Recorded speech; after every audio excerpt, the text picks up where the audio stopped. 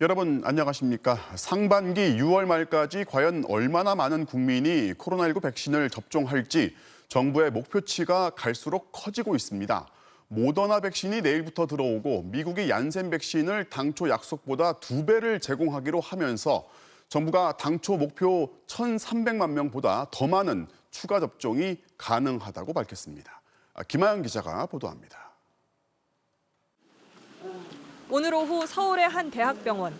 하루 60에서 80명의 접종 예약자 가운데 취소하거나 나타나지 않는 경우는 거의 없습니다. 금방 마감이 됐습니다. 5월 17일 날 이미 대상자가 다 사전 예약 정원을 초과할 만큼 다 예약이 이미 마무리가 된 상태입니다. 정부 조사에서 예방접종을 받겠다는 응답은 지난달보다 약 8%포인트 증가해 70%에 육박했습니다. 처음에는 좀 불안한 감도 있었는데요. 주변에서 이제 먼저 맞은 사람들이 괜찮다, 맞는 것이 더 낫다 이렇게 추천해주고 그래가지고. 백신 공급도 계획대로 이뤄지고 있습니다. 내일 모더나 백신 초도 물량 5만 5천 회분에 더해 이번 주말에는 미국 정부가 제공하는 얀센 백신 101만 회분이 들어올 예정입니다. 특히 오늘 밤 12시부터 30세 이상 예비군과 민방위 대원 등을 대상으로 얀센 백신에 대한 사전 예약이 진행됩니다.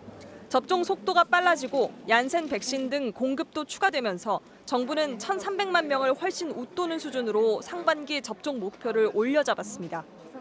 6월 한 달 국민 한 분 한 분께서 방역의 실천과 적극적인 백신 접종으로 7월에는 일상 회복에 한 걸음 더 다가가는 그런 일이 일어나기를 기대하고 준비하겠습니다. 접종자가 크게 늘면서 백신 부작용으로 알려진 혈소판 감소성 혈전증 사례가 국내에서 처음으로 확인됐습니다. 지난달 27일 아스트라제네카 백신을 접종받은 30대 남성이 접종 2주 뒤 두통과 경련 증상으로 입원했고 이후 확진됐습니다. 이 남성은 현재 치료를 받고 증세가 호전된 상태입니다. 혈소판 감소성 혈전증은 조기 발견하고 적절히 치료를 하면 회복 가능한 질환입니다. 그 밖에 백신 접종 뒤 숨진 사망자 26명 가운데 24명은 백신과의 인과성을 인정하기 어려운 것으로 나타났고 나머지 2건은 추가 조사가 진행 중입니다. MBC 뉴스 김하영입니다. 백신 접종자가 누릴 수 있는 첫 혜택은 내일부터 시작합니다. 당장은 모임의 인원수 제한이나 마스크 착용에서 비접종자보다 수월한 일상이 가능해지는데요. 박진주 기자가 설명해 드립니다. 오늘 오후 서울 마포구의 한 경로당. 운동기구와 소파 등을 소독하며 어르신들을 맞을 준비가 한창입니다. 코로나로 중단됐던 교육 프로그램들이 내일부터 백신을 맞은 어르신들을 대상으로 다시 열리기 때문입니다. 설레이죠. 사는 맛이 나죠. 운동이나 교양, 문화, 음악 이런 거. 여러 사람들의 사는 모습도 보고 또. 백신을 한 번 맞았다면 미술과 컴퓨터 요가 등 마스크를 착용할 수 있는 프로그램에 참여할 수 있고 2차 접종까지 완료했다면 접종 완료자끼리는 노래교실을 열고 식사도 할 수 있게 됩니다. 코로나로 멈췄던 일상 회복에 한 발 더 가까워집니다. 나가지를 못하니까 답답했어요. 빨리 맞아야 서로가 믿고 또 마음대로 허탕하게 할 수 있고. 요양병원과 요양시설에서는 환자나 면회객 중 한쪽이라도 접종을 완료했다면 대면 면회가 가능해집니다. 대면 면회는 이렇게 독립된 공간에서 환자나 면회객 모두 KF94 마스크를 쓰고 진행해야 되고 함께 음식을 먹거나 음료를 섭취하는 건 허용되지 않습니다. 이와 함께 백신 1차 접종자는 8명까지만 모일 수 있도록 한 직계가족 인원 제한에서 제외됩니다. 가족 중에 접종자가 있다면 9명 이상으로 모임을 확대하는 게 가능해지는 건데 이처럼 직계가족 모임이 가능한 1차 접종자는 374만여 명으로 추산됩니다. 7월부터는 백신을 한 번만 맞아도 야외에서 마스크를 벗을 수 있고 접종을 완료했다면 5인 이상 사적 모임 인원 기준에서도 제외됩니다. 방역당국은 이런 혜택들로 접종률을 끌어올리면 9월까지 인구의 70%인 3,600만 명이 1차 접종을 마칠 것으로 보고 있습니다. 예방접종은 나와 주변 사람들의 건강을 위해 또 우리 모두의 일상 회복을 위해 매우 중요합니다. 코로나19 신규 확진자는 430명으로 주말 영향을 감안해도 63일 만에 가장 적었습니다. 다만 서울 강북구의 한 고등학교에서 33명이 집단 감염됐고 경기 화성시의 요양병원에서 11명이 감염되는 등 산발적 집단 감염은 여전한 상황입니다. MBC 뉴스 박진주입니다. 여당이 오늘 오전 김오수 검찰총장 후보자의 인사청문 보고서를 야당 없이 단독으로 채택했고 문재인 대통령이 오후에 재가했습니다. 내일부터 임기를 시작하는 김오수 신임 총장, 과연 그 앞에 어떤 과제가 놓여 있을지 양수연 기자가 보도합니다. 문재인 대통령이 김오수 신임 검찰총장의 임명안을 제가했습니다. 국민의힘이 불참한 가운데 민주당 단독으로 인사청문 보고서를 채택한 지 반나절 만입니다. 김 신임 총장의 2년 임기는 문 대통령이 임명장을 수여하는 내일부터 시작됩니다. 야권의 정치적 중립성 시비 속에 임명된 김 총장은 실제로 취임하자마자 민감한 사건들을 마무리해야 하는 처지입니다.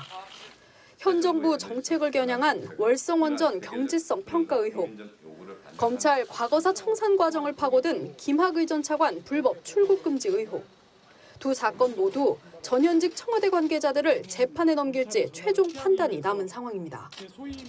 야권 주자로 급부상한 윤석열 전 검찰총장의 가족과 최측근 관련 수사들은 사실상 멈춰서 있습니다.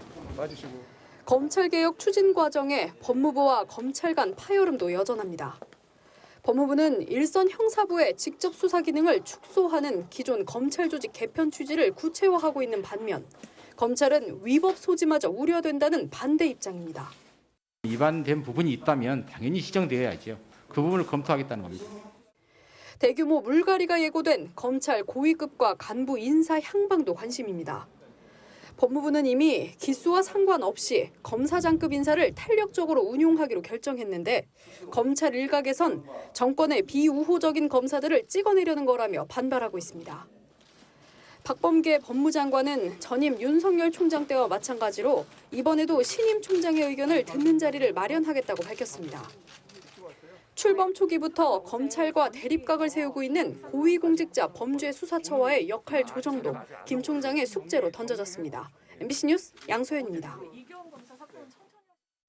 네이버의 한 직원이 어느 임원의 상습적인 폭언에 고통받고 있다는 메모를 남기고 숨진 사건. 문제 임원은 다른 회사로 자리를 옮겼다가 다시 네이버로 돌아왔는데 옮긴 회사에서도 직원을 폭행했다는 증언이 나왔습니다. 이런 악명 때문에 네이버에 다시 오는 걸 반대하는 목소리가 컸지만 묵살된 겁니다. 이유경 기자가 단독으로 보도합니다. 괴롭힘 가해자로 지목된 네이버 임원. 그가 네이버로 자리를 옮기기 전 넷마블에서 직원에게 폭력을 가했다는 증언이 나왔습니다. 이거 말 단행하면서 정수를 쳤죠. 무슨 창문으로 또 그냥 모니터만 보면서 시간만 보내다가 집에 가서 좀 울었었죠. 이 임원은 그전에 이미 네이버에서도 비슷한 문제를 일으켜 넷마블로 옮겼는데 여기서도 폭력을 휘둘렀던 겁니다. 결국 이 직원은 그 좋다던 직장을 그만뒀습니다. 저도 그 당시에 막 차도로 뛰어들고 싶고 막 그런 생각, 이렇게 머릿속에 맴도는 거를 자각하고 이대로 있으면 진짜 뭔 일 나겠다 싶어서. 그런데 2019년 1월 네이버가 이 임원을 다시 영입했습니다. 워낙 악명이 높아 네이버 직원들 사이에서 반대가 거셌다고 합니다. 그러자 1월 31일 최인영 네이버 CEO 최고 운영 책임자가 해당 부문 전 직원 회의를 소집했습니다. 최인혁 CEO는 이해진 창업자의 최측근 실세입니다. 최 씨는 이 회의에서 자기가 책임지겠다며 이 임원의 영입을 밀어붙였다고 합니다. 그 친구 배우면 안 된다. 도움이 안 되는 사람이다. 이렇게 얘기를 했더니 그래도 입사시키겠다. 모든 문제는 자기가 책임지겠다. 한 번만 믿어달라. 심지어 이 회의에 문제의 그 임원도 함께 참석시켰습니다. 그때 그분도 나와서 그 전에 있었던 문제들은 다시 일어나지 않을 거라고 제 직원들 앞에서 말씀하셨어요. 하지만 이 약속은 지켜지지 않았습니다. 대답과 방향이 맞지 않는다고 생각하셨는지 빈 의자를 그냥 발로 차시면서 보드마카를 집어던지고 그런 적이 있긴 있었어요. 폭언과 인격 모독이 계속되자 그해 6월 팀장들 15명이 다시 최인혁 CEO를 찾아갔습니다. 하지만 최인혁 CEO는 오히려 팀장들을 나무랐다고 합니다. 모든 게 다 우리가 말한 거랑 똑같지 않냐? 라고 봤더니 이제 최인혁 CEO는 다 너희들 그냥 하는 얘기 아니냐. 그게 오히려 좀 너무 너무 이렇게 감정적인 게 아니냐. 또 사실이 뭔지 모르겠다. 오히려. 그러면서 팀장들 일부를 업무에서 배제시켰다고 합니다.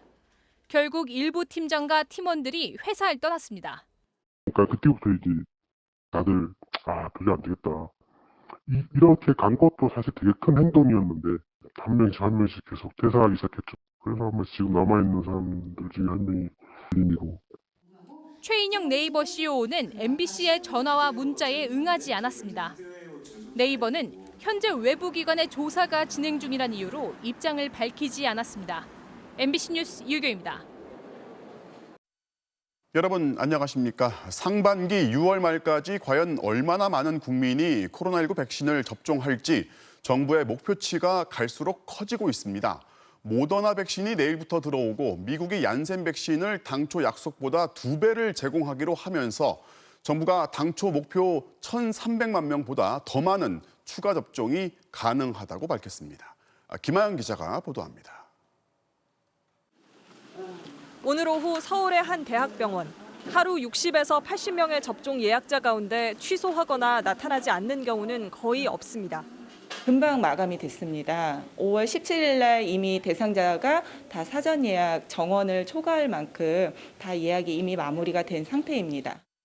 정부 조사에서 예방접종을 받겠다는 응답은 지난달보다 약 8%포인트 증가해 70%에 육박했습니다. 처음에는 좀 불안한 감도 있었는데요. 주변에서 이제 먼저 맞은 사람들이 괜찮다, 맞는 것이 더 낫다 이렇게 추천해주고 그래가지고. 백신 공급도 계획대로 이뤄지고 있습니다. 내일 모더나 백신 초도 물량 5만 5천 회분에 더해 이번 주말에는 미국 정부가 제공하는 얀센 백신 101만 회분이 들어올 예정입니다. 특히 오늘 밤 12시부터 30세 이상 예비군과 민방위 대원 등을 대상으로 얀센 백신에 대한 사전 예약이 진행됩니다. 접종 속도가 빨라지고 얀센 백신 등 공급도 추가되면서 정부는 1,300만 명을 훨씬 웃도는 수준으로 상반기 접종 목표를 올려잡았습니다. 6월 한 달 국민 한 분 한 분께서 방역의 실천과 적극적인 백신 접종으로 7월에는 일상 회복에 한 걸음 더 다가가는 그런 일이 일어나기를 기대하고 준비하겠습니다. 접종자가 크게 늘면서 백신 부작용으로 알려진 혈소판 감소성 혈전증 사례가 국내에서 처음으로 확인됐습니다. 지난달 27일 아스트라제네카 백신을 접종받은 30대 남성이 접종 2주 뒤 두통과 경련 증상으로 입원했고 이후 확진됐습니다. 이 남성은 현재 치료를 받고 증세가 호전된 상태입니다. 혈소판 감소성 혈전증은 조기 발견하고 적절히 치료를 하면 회복 가능한 질환입니다. 그 밖에 백신 접종 뒤 숨진 사망자 26명 가운데 24명은 백신과의 인과성을 인정하기 어려운 것으로 나타났고 나머지 2건은 추가 조사가 진행 중입니다. MBC 뉴스 김하영입니다. 백신 접종자가 누릴 수 있는 첫 혜택은 내일부터 시작합니다. 당장은 모임의 인원수 제한이나 마스크 착용에서 비접종자보다 수월한 일상이 가능해지는데요. 박진주 기자가 설명해 드립니다. 오늘 오후 서울 마포구의 한 경로당. 운동기구와 소파 등을 소독하며 어르신들을 맞을 준비가 한창입니다. 코로나로 중단됐던 교육 프로그램들이 내일부터 백신을 맞은 어르신들을 대상으로 다시 열리기 때문입니다. 설레이죠. 사는 맛이 나죠. 운동이나 뭐 교양, 문화, 음악 이런 거. 여러 사람들의 사는 모습도 보고 또. 백신을 한 번 맞았다면 미술과 컴퓨터 요가 등 마스크를 착용할 수 있는 프로그램에 참여할 수 있고 2차 접종까지 완료했다면 접종 완료자끼리는 노래교실을 열고 식사도 할 수 있게 됩니다. 코로나로 멈췄던 일상 회복에 한 발 더 가까워집니다. 나가지를 못하니까 답답했어요. 빨리 맞아야 서로가 믿고 또 마음대로 허탕하게 할 수 있고. 요양병원과 요양시설에서는 환자나 면회객 중 한쪽이라도 접종을 완료했다면 대면 면회가 가능해집니다. 대면 면회는 이렇게 독립된 공간에서 환자나 면회객 모두 KF94 마스크를 쓰고 진행해야 되고 함께 음식을 먹거나 음료를 섭취하는 건 허용되지 않습니다. 이와 함께 백신 1차 접종자는 8명까지만 모일 수 있도록 한 직계가족 인원 제한에서 제외됩니다. 가족 중에 접종자가 있다면 9명 이상으로 모임을 확대하는 게 가능해지는 건데 이처럼 직계가족 모임이 가능한 1차 접종자는 374만여 명으로 추산됩니다. 7월부터는 백신을 한 번만 맞아도 야외에서 마스크를 벗을 수 있고 접종을 완료했다면 5인 이상 사적 모임 인원 기준에서도 제외됩니다. 방역당국은 이런 혜택들로 접종률을 끌어올리면 9월까지 인구의 70%인 3,600만 명이 1차 접종을 마칠 것으로 보고 있습니다. 예방접종은 나와 주변 사람들의 건강을 위해 또 우리 모두의 일상 회복을 위해 매우 중요합니다. 코로나19 신규 확진자는 430명으로 주말 영향을 감안해도 63일 만에 가장 적었습니다. 다만 서울 강북구의 한 고등학교에서 33명이 집단 감염됐고 경기 화성시의 요양병원에서 11명이 감염되는 등 산발적 집단 감염은 여전한 상황입니다. MBC 뉴스 박진주입니다. 여당이 오늘 오전 김호수 검찰총장 후보자의 인사청문 보고서를 야당 없이 단독으로 채택했고 문재인 대통령이 오후에 재가했습니다. 내일부터 임기를 시작하는 김호수 신임 총장, 과연 그 앞에 어떤 과제가 놓여 있을지 양수연 기자가 보도합니다. 문재인 대통령이 김호수 신임 검찰총장의 임명안을 제가했습니다. 국민의힘이 불참한 가운데 민주당 단독으로 인사청문 보고서를 채택한 지 반나절 만입니다. 김 신임 총장의 2년 임기는 문 대통령이 임명장을 수여하는 내일부터 시작됩니다. 야권의 정치적 중립성 시비 속에 임명된 김 총장은 실제로 취임하자마자 민감한 사건들을 마무리해야 하는 처지입니다. 현 정부 정책을 겨냥한 월성원전 경제성 평가 의혹, 검찰 과거사 청산 과정을 파고든 김학의 전 차관 불법 출국 금지 의혹, 두 사건 모두 전현직 청와대 관계자들을 재판에 넘길지 최종 판단이 남은 상황입니다. 야권 주자로 급부상한 윤석열 전 검찰총장의 가족과 최측근 관련 수사들은 사실상 멈춰서 있습니다. 검찰개혁 추진 과정에 법무부와 검찰 간 파열음도 여전합니다. 법무부는 일선 형사부의 직접 수사 기능을 축소하는 기존 검찰 조직 개편 취지를 구체화하고 있는 반면 검찰은 위법 소지마저 우려된다는 반대 입장입니다. 위반된 부분이 있다면 당연히 시정되어야죠. 그 부분을 검토하겠다는 겁니다. 대규모 물갈이가 예고된 검찰 고위급과 간부 인사 향방도 관심입니다. 법무부는 이미 기수와 상관없이 검사장급 인사를 탄력적으로 운용하기로 결정했는데 검찰 일각에선 정권의 비우호적인 검사들을 찍어내려는 거라며 반발하고 있습니다.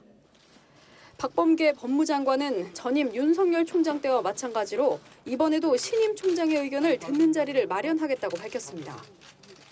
출범 초기부터 검찰과 대립각을 세우고 있는 고위공직자 범죄수사처와의 역할 조정도 김 총장의 숙제로 던져졌습니다. MBC 뉴스 양소연입니다.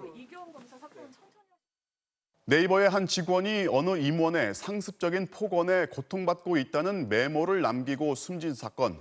문제 임원은 다른 회사로 자리를 옮겼다가 다시 네이버로 돌아왔는데 옮긴 회사에서도 직원을 폭행했다는 증언이 나왔습니다. 이런 악명 때문에 네이버에 다시 오는 걸 반대하는 목소리가 컸지만 묵살된 겁니다.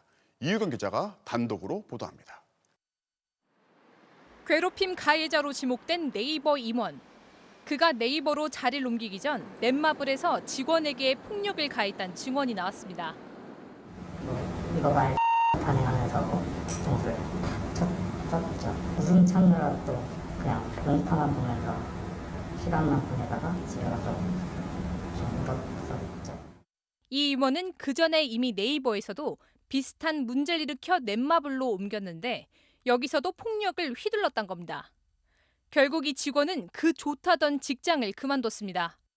그 당시에 막 차도로 뛰어들고 싶고 막 그런 생각 이렇게 머릿속에 맴도는 거를 자각하고 이대로 있으면 진짜 뭔 일 나겠다 싶어서. 그런데 2019년 1월 네이버가 이 임원을 다시 영입했습니다. 워낙 악명이 높아 네이버 직원들 사이에서 반대가 거셌다고 합니다. 그러자 1월 31일 최인영 네이버 CEO 최고 운영 책임자가 해당 부문 전 직원 회의를 소집했습니다. 최인혁 CEO는 이혜진 창업자의 최측근 실세입니다.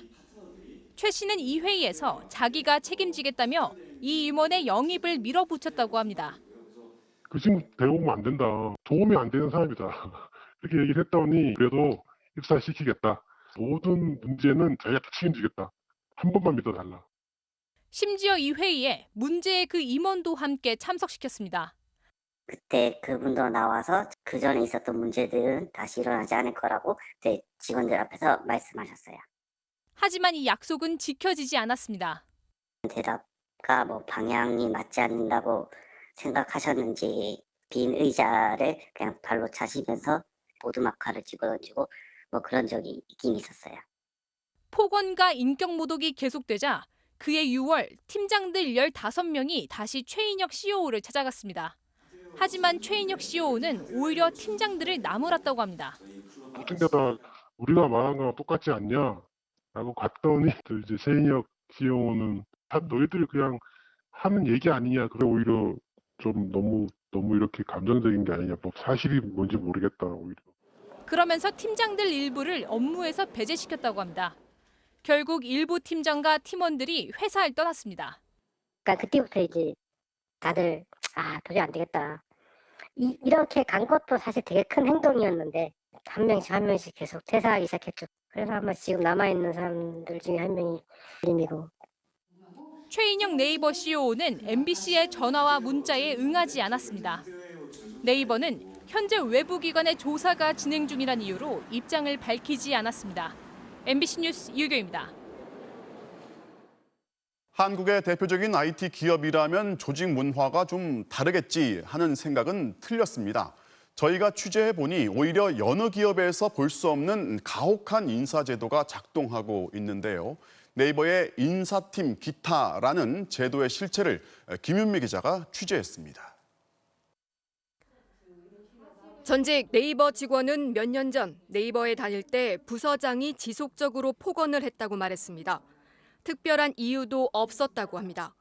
이유 없이 화를 많이 내거나 많은 직원들 앞에서 좀 짜증을 부리거나 이런 일이 많아서 저를 불러내서는 정말 꼴 보기 싫은데 회사 안 나오면 안 되겠냐라고 얘기를 하고 인사팀도 이걸 알고 있었다고 합니다. 하지만 도와주지 않았습니다. 오히려 이 직원에게 회사를 나가라고 요구했다고 합니다. 인사팀장이 저를 불러서 너가 그만두길 바란다. 다른 데 좀 알아봐라. 그러더니 어느 날 갑자기 인사가 났습니다. 인사팀 기타 발령. 인사팀도 아니고 인사팀 아래 기타 발령. 이후 이 직원은 철저하게 혼자가 됐습니다. 업무도 주지 않고 투명인간 취급했다고 합니다. 사내 모든 직원들이 아무도 저한테 말을 안 거는 거예요. 그냥 완전 투명인간처럼. 이제 조직적으로 이게 가능한 회사이기 때문에 이런 식으로 한 거다라고 생각을 해요. 법적으로 문제된다고 따졌더니 한 달 만에 다시 복귀시켰습니다. 하지만 이번에도 혼자만 떨어진 자리였고 제대로 된 업무는 주지 않았다고 합니다. 네이버에서 이런 보복성 인사 조치는 이름만 조금씩 다를 뿐 비일비재하다고 합니다. 내부고 말하면 일레이션 팀으로 이동해서 거기서 조치받는 걸로 알고 있는데 그 밑으로 이동했다가 거기서 인사팀이 관련 조사하고 조치하는 걸로 알고 있어요. 실제로 폭언과 인격 모독으로 악명 높던 임원의 영입을 반대했던 네이버 개발 팀장들도 비슷한 일을 겪었습니다. 최인혁 COO에게 항의했다가 2명은 보직 해임됐습니다. 하던 업무를 원래는 제가 다 이렇게 기획해서 기획하고 디렉션을 했는데 그걸 못하려는 거예요. 네이버 노동조합은 네이버가 조직장에게 지나치게 많은 권한을 부여해 인사 불이익이 나도 견제할 방법이 없다고 지적했습니다. 네이버 현직 직원은 이번 개발자 자살 사건은 조직적 방임이 아니라 조직적 가해로 봐야 한다며 근본적인 조직 문제라고 말했습니다. 오늘 네이버 본사에는 숨진 직원을 추모하는 공간이 마련됐는데 함께 돕겠다, 걱정 없이 편히 쉬라는 동료들의 메시지로 채워졌습니다. MBC 뉴스 김윤미입니다. 라인펀드 사태 핵심 인물인 김봉현 전 회장에게서 술접대를 받은 검사 3명. 그간 감찰을 벌여온 법무부가 대검찰청에 징계 청구를 요청했습니다. 문제의 검사들은 당초 술자리에 간 적조차 없다고 잡아떼 왔었죠. 검찰 수사에 이어서 감찰에서도 이들의 거짓말이 거듭 확인됐습니다. 보도에 윤수한 기자입니다. 강남 고급 룸살롱에서 특수통검사 3명에게 술 접대를 했다는 김봉현 전 스타 모빌리티 회장의 옥중 폭로. 법무부가 접대받은 검사 3명의 징계에 착수하라고 대검찰청에 통보했습니다.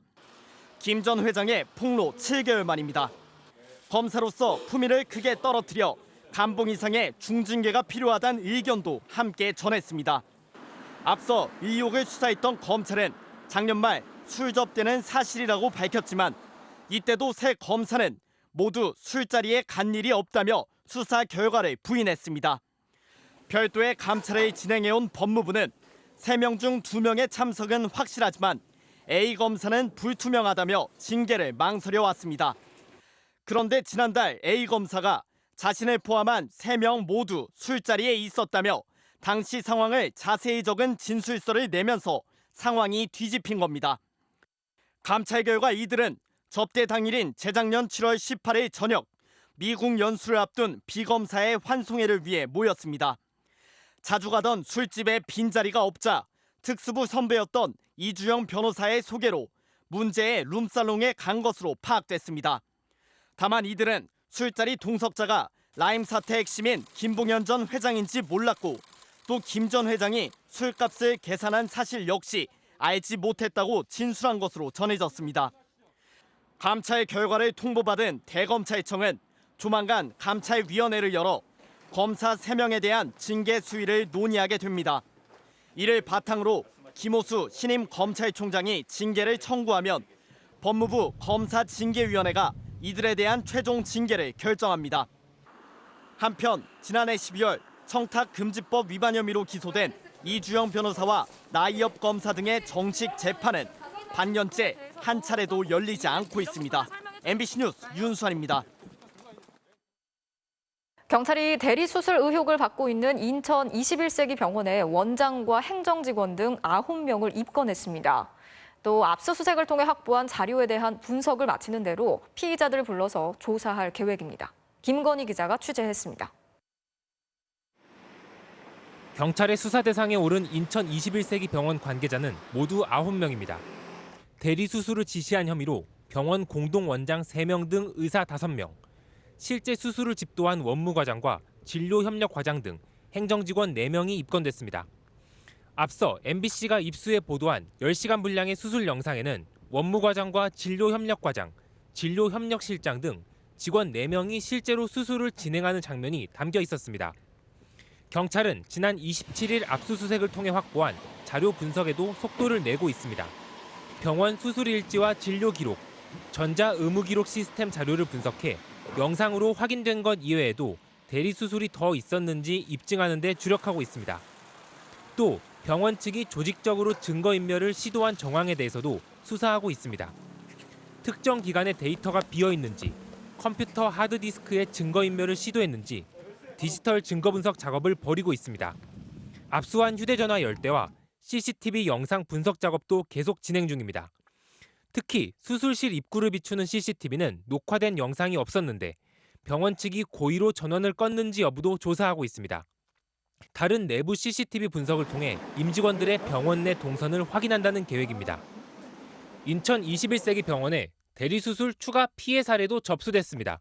MBC 취재 결과 경찰은 인천 남동구 보건소에 접수된 대리수술 의심 사례에 대해서도 수사를 벌이고 있는 것으로 확인됐습니다.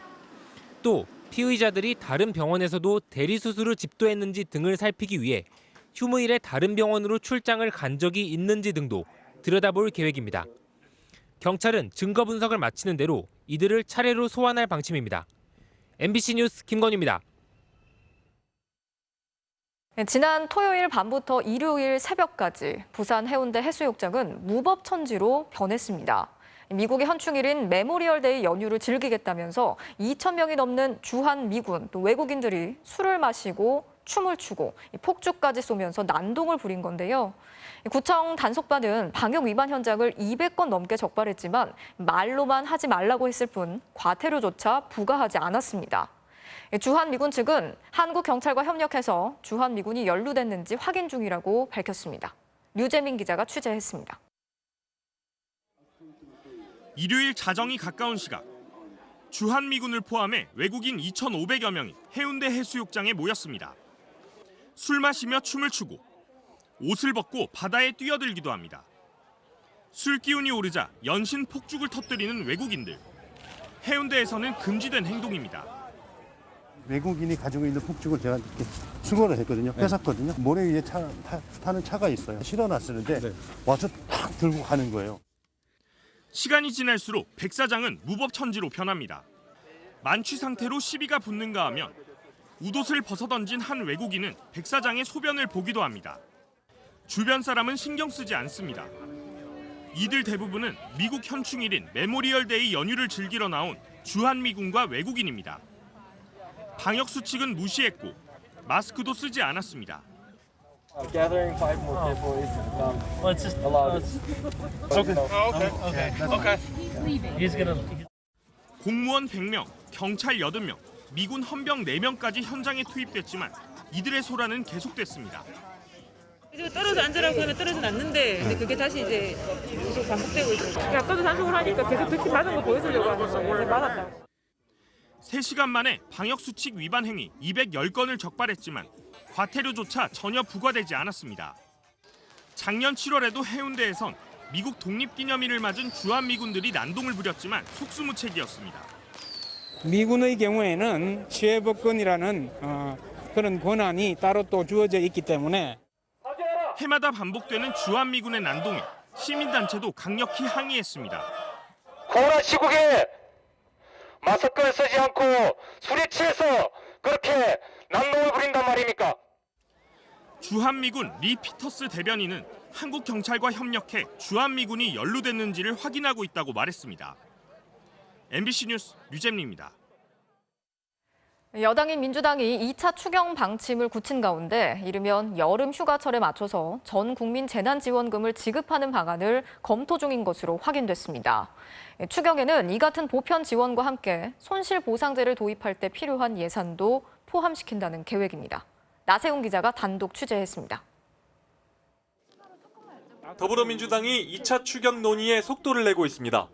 민주당 관계자는 MBC와의 통화에서 소상공인 손실보상 입법에 대비한 추경을 편성한다며 여기에 보편적 재난지원금 예산도 포함하는 방향이 유력하다고 밝혔습니다. 그러면서 이르면 여름 휴가철에 지급하는 것을 목표로 검토하고 있다고 전했습니다. 또 다른 관계자도 보편적 재난지원금과 관련해 당초 거론됐던 추석 전 지급보다 더 빨라질 것이라고 말했습니다. 이르면 여름철 휴가, 늦어도 추석 때 침체된 내수를 끌어올리기 위한 전 국민 재난지원금을 추진하겠다는 겁니다. 이번 여름에 움츠러든 실물 경기에 온기를 불어넣기 위한 추가 경정 예산안 등 추가 재정 대책을 강구해 나갈 계획입니다. 손실보상에 전 국민 재난지원금까지 더하면 추경 규모는 수십조 원대로 커질 전망인데 여력은 충분하다는 게 여당의 판단입니다. 우선 수출 증가 등으로 국세 수입이 예상보다 20조 원가량 늘어났습니다. 또 지난주 열린 국가재정전략회의에서 내년도 예산 증가율을 7% 아래로 묶어두자는 데 의견이 모아진 것으로 확인됐습니다. 2차 추경 가능성에 선을 긋던 기획재정부도 하반기 경제정책 방향 준비 과정에서 재정 보강 필요성 등을 종합적으로 점검해 나가겠다며 여지를 뒀습니다. 민주당은 당 차원의 안을 마련하겠다는 계획인데 국민의힘은 전국민 재난지원금은 물론 손실보상제를 위한 추경에도 부정적이어서 공방이 예상됩니다. MBC 뉴스 나세웅입니다. 윤석열 전 검찰총장의 장모 최모 씨가 이른바 사무장 병원을 세워 요양급여 수십억 원을 부정하게 타갔다는 혐의로 재판을 받고 있죠. 동업자들은 모두 진작에 징역형이 선고됐지만 최 씨만 뒤늦게 재판을 받는 건데요. 검찰이 오늘 최 씨에게 징역 3년을 선고해달라고 재판부에 요청했습니다. 홍진영 기자가 보도합니다. 사기 혐의로 재판을 받고 있는 윤석열 전 검찰총장의 장모 최모 씨에 대한 두 번째 재판이 열렸습니다. 맞으십니까? 제일이 나가요. 참 나가요. 누구 아이디어였습니까? 오늘 재판에서 검찰은 최 씨에 대해 징역 3년을 구형했습니다. 최 씨가 지난 2013년부터 이른바 사무장 병원을 운영하며 23억 원에 달하는 요양급여비를 부정수급한 혐의가 인정된다는 겁니다. 지난 24일 열린 첫 재판에 이어 오늘 열린 재판에서도 최 씨는 병원 운영에 관여하지 않았다고 주장했지만 검찰은 최 씨를 병원 운영자로 보고 있습니다. 최 씨가 의사가 아닌데도 동업자와 공모해 영리 목적의 의료기관을 설립해 국민건강보험공단으로부터 20억 원이 넘는 요양급여를 편취했다고 판단한 겁니다. 검찰은 근거로 최 씨가 병원 건물 인수 작업을 위해 자신의 부동산을 담보로 17억 원을 대출받고 사위 유모 씨를 요양병원에 근무하게 해 병원 운영 상황을 보고받은 점들을 들었습니다. 최 씨는 검찰 구형 직후 재판부가 할 말이 있으면 하라고 하자 실제 자신은 병원 운영에 참여하거나 한 행위가 아무것도 없다며 재차 혐의를 부인했습니다. 요양급여 부정수급 사건은 지난 2017년 최 씨를 제외한 동업자 3명만 경찰에 입건돼 모두 징역형을 받았습니다. 의정지법은 보충 서면을 제출받은 뒤 오는 7월 2일 최 씨에 대해 1심 판결을 내리겠다고 밝혔습니다. MBC 뉴스 홍신영입니다. 음식 배달원은 배달 거리에 비례해서 배달료를 받습니다. 이 거리 계산을 배달앱 업체가 개발한 인공지능 AI가 합니다. 그런데 실제로 이동하는 거리와 이 AI가 계산하는 그들만의 거리의 차이가 큽니다. 결국 배달원들만 손해를 보는 건데요. 언제부턴가 사람 몫이던 책임을 다 떠안고 있는 이 AI, 어떻게 횡포를 부리고 있는지 김세진 기자가 현장 취재했습니다. 요기요 라이더인 A씨에게 배달 주문이 도착합니다. 인근 수산시장의 한 횟집으로 가 음식을 받아 배달하라는 내용입니다. 요기요의 인공지능 AI가 계산한 거리는 330m. 그런데 횟집까지는 왕복 6차선 도로가 가로막고 있습니다. 사실은 못 가는 거리네요. 예, 지금 저기가 330m라고 하는 거예요. 이렇게 돌아서 가야 되는 입장인데 여기서 바로 가라고 지금. 결국 한참을 돌아 유턴한 뒤 시장 안 횟집까지 주행한 거리는 2,500m. AI 거리의 7배였습니다. 그런데도 배달 수수료는 AI가 계산한 거리 330m 어치뿐. 기사들이 지칭하는 이른바 AI 밑장 빼기 상황입니다. 거리에 대한 밑장 빼기죠. 하루에 30콜, 40콜을 타고 해봐도 거의 90% 이상은 내비게이션 거리가 다 틀리다. 업계 1위 배달의 민족은 어떨까? 라이더 B씨가 받은 주문은 명동에서 용산 이돈까지 1.6km 거리. 하지만 그 길은 남산이 가로막고 있습니다. 뭐 날아가라는 건지 아니면은 뭐 뚫고 가라는 건지. 결국 실제 B씨가 더 달린 거리는 2km. 원칙대로라면 수수료 2,000원을 더 받아야 하는 거리입니다. 기사들은 업체들이 이런 식으로 거리를 계산해 배달 수수료를 빼먹는 일이 일상적이라고 말합니다. 지금 이제 현재까지 제가 탄 게 6번에 8.3km를 운행했다고 나오는 거거든요. 실질적으로 제가 오늘 이동한 거리가 24.7km예요. 흔한 내비게이션 어플로만 검색해도 실주행 거리를 정확하게 알 수 있는 마당에 업체들이 굳이 자기네 AI로 거리를 계산해 그만큼만 돈을 준다는 겁니다. 라이더가 그렇게 갈 수도 없는 거리를 배달료를 책정을 해놓고 그 배달료를 준다라는 거는 이거는 그냥 사기인 거죠. 프로그램 만든 사람한테 한번 물어보고 싶어요. 당신들이 그 키로수대로 맞춰서 갈 수가 있는지. 그렇다면 배달업체들이 이런 식으로 해서 아낀 수수료는 얼마나 될까? 취재진은 배민과 요기요 라이더 2명의 이틀간 배달 주행 거리를 모두 기록한 뒤 AI가 준 거리와 비교해봤습니다. 배달 경로는 과속 등의 위반 행위 없이 일반 내비 어플에 뜬 최적 거리를 따랐습니다.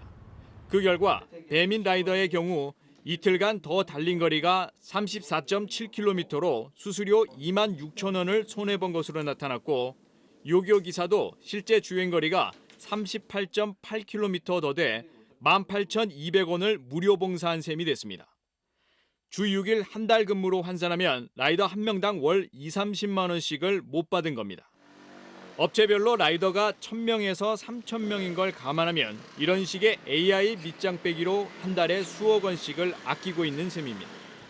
손해가 어마무시하죠. 시간적인 손해도 있고 연료도 그만큼 더 소모하게 되고 너무 억울하고 화가 나는 거죠. 문제는 또 있습니다. 기사들은 AI가 찍어준 거리와 시간에 맞추려면 불법 주행을 안 할 수가 없다고 호소합니다. 바로 여기 한 4km 되는 반경 거리를 3분 만에 배송 가라고 황당했어요. 그렇게 가려면 일단 신호 위반은 기본으로 그냥 해야 되는 거고 횡단보도를 오토바이 타고 건널 수밖에 없어요. 배민과 요기요 측에 이에 대한 입장을 묻자 두 회사는 AI 알고리즘은 밝힐 수 없다면서 주행거리 차이에 대해서도 기사들에게 보상할 계획은 없다고 밝혔습니다. 그런데 이 두 업체보다 더 심각한 건 업계 3위인 쿠팡이츠. 2달 전 쿠팡이츠는 배달 수수료 책정 기준을 아예 비공개로 전환했습니다. 배달거리의 주문 수요나 날씨 같은 기준들을 AI가 종합적으로 판단해 알아서 수수료를 책정한다는 건데 기사들로선 그 기준조차 모르니 검증이고 항의고 할 방법이 없습니다. 항상 많은 사람들이 정산일이 되면 돈 덜 들어왔다. 이러한 일이 계속 생겨요. 막무가내로. 그냥 너네들 우리가 주는 대로 일을 해. 라는 식의. 라이더들은 업체들이 AI를 내세워 배달 수수료를 편취하고 있는 게 분명한데도 자신들이 근로자가 아니다 보니 호소할 때조차 없다며 대책 마련을 촉구했습니다. MBC 뉴스 김세진입니다. 지금부터 MBC가 취재한 어느 군부대의 성추행 사건, 이후 조직적인 은폐와 피해자를 상대로 한 따돌림, 그리고 끝내 피해자가 세상을 등지는 장면을 직접 동영상으로 남기고 삶을 정리한 사건을 집중 보도해 드립니다. 먼저 공군 20전투비행단에서 발생한 성추행 사건, 그리고 피해자가 혼인신고를 하던 날 스스로 삶을 정리하기까지 무슨 일이 있었는지 신재용 기자가 보도합니다. 지난 3월 공군 20전투비행단 이모 중사는 회식에 참석하라는 지시를 받았습니다. 선임인 장모 중사는 야간 근무를 바꿔서라도 참석하라고 했습니다. 코로나 집단 감염이 발생했던 이 부대에는 음주와 회식 금지령이 내려졌던 상황. 그런데 막상 가보니 상사 지인의 개업 축하 자리였습니다. 평소에도 압박도 주고 야단도 치고 욕도 하고 굉장히 힘들게 했던 사람이 명명하는 거기 때문에 나갈 수밖에 없고.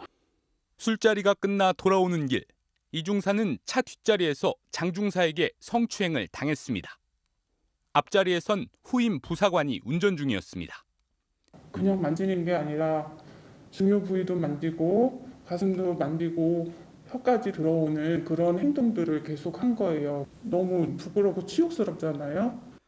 이 중사는 차문을 박차고 내려 곧바로 상관에게 신고했습니다. 그러자 가해자는 숙소까지 따라와 신고를 할 테면 해보라고 비웃었습니다. 회식을 주도한 상사는 없던 일로 해주면 안 되겠냐며 합의를 종용했습니다. 분리 조치도 즉각 이루어지지 않았습니다. 가해자는 죽어버리겠다고 협박했고 가해자의 아버지까지 나서 명예로운 전역을 하게 해달라고 압박했습니다. 이 중사는 불안장애, 불면증 등으로 3개월 이상의 치료가 필요하다는 진단을 받았습니다. 결국 이 중사는 전출을 요청해 15 전투비행단으로 옮겼습니다. 하지만 압박은 더 커졌습니다. 피해자가 아니라 관심병사가 여기 왔으니까 우리가 얘를 잘 관리해가지고 꼼짝 못하게 만들어야 돼. 너네 부대에서는 그렇게 배웠는지 모르지만 여기서는 FM대로 해? 그러면서 눈물 쏙 빠지게. 부대를 옮긴 지 나흘 만인 지난 21일, 이 중사는 남자친구와의 혼인신고를 마쳤습니다. 그리고 마지막을 준비했습니다. 휴대폰 녹화 버튼을 누르고 그 과정을 전부 녹화했습니다. 피해자가 극단적 선택을 하시기 전에 그 울먹이는 모습을 봤어요. 그거를 왜 남기셨을까? 그리고 그 영상을 유가족께서 공개하겠다고 하실 정도면. 휴대폰에서 발견된 메모는 나의 몸이 더럽혀졌다. 모두 가해자 때문이다. 였습니다. 장례를 미룬 유족들은 엄정한 수사를 촉구했습니다. 나 이렇게 괴로운 상태에서 나를 힘들게 했던 사람들, 내가 억울하게 죽었다는 것을 엄마 아버지한테 보내주는 거야. 엄마 아빠한테. MBC 뉴스 신재용입니다. 유족들은 이 중사의 원을 풀 수 있다면 마지막으로 남긴 영상을 공개해도 된다고 했지만 저희는 차마 그럴 수 없었습니다. 대신 무엇이 이 중사를 죽음으로 내몰았는지, 이 부대가 성추행 사건을 감추기 위해서 어떤 짓을 벌였는지 자세히 전해드리겠습니다. 그리고 공군이 조금 전 이번 사건을 절차에 따라 엄정하게 수사하고 있다는 입장을 밝혔습니다. 이어서 강나림 기자입니다. 성추행 사건 다음 날 이중사의 직속 상관인 노모준이는 상부에 보고하는 대신 저녁을 먹자며 불러냈습니다. 따로 술까지 가져와 마시던 노준이는 살면서 한 번 겪을 수 있는 일이라며 회유를 시작했습니다. 이 중사는 자리에서 뛰쳐나와 결국 가족에게 알렸습니다. 대학이나 작은 회사나 인지한 순간 반드시 신고를 하게 되어 있는데 지금 술잔 앞에다 놓고 뭐 하시는 거냐고, 당장 매뉴얼대로 진행하시라고. 하지만 한 명만 그런 게 아니었습니다. 또 다른 직속 상관은 이 중사를 따로 불러 없던 일로 해줄 수는 없겠냐고 말했습니다. 사건이 공식화되면 방역 지침을 어긴 동료 군인들도 피해를 받는다며 상부에 보고 안 했으면 좋겠다고 이 중사를 압박했습니다. 같은 군인인 약혼자에게까지 연락해 잘 말해서 좋게 마무리했으면 좋겠다, 생각 좀 잘 해달라고 했습니다. 회유와 협박이 계속됐지만 군은 이번에도 피해자를 보호할 생각이 없어 보였습니다. 이 사건 이전에도 사실은 한번 강제추행을 피해를 받았고 그걸 보고했는데 상사와 준이가 합의를 종용하면서 이제 문제화시키지 않았고 또 그 후에 지금 같은 내용의 피해를 받은 것이거든요. 부대가 선임해준 국선 변호인은 코로나 격리 때문에 못 온다는 말만 할 뿐 아무 대책도 마련해주지 않았고 피해자 조사 때조차 동행해주지 않았습니다. 군 식구도 못 지키면서 무슨 나라를 지킵니까? 어떻게 애를 이렇게 외롭게 아무도 나를 알아주지 않는 그 상황을 만들어서 극단적인 선택을 하게 만듭니까? MBC 뉴스 강나림입니다. 도로공사 현장에서 중장비가 8m 아래로 추락해 운전자가 숨졌습니다. 비에 젖어 미끄러워진 바닥이 문제였던 것으로 보입니다. 손은민 기자가 보도합니다.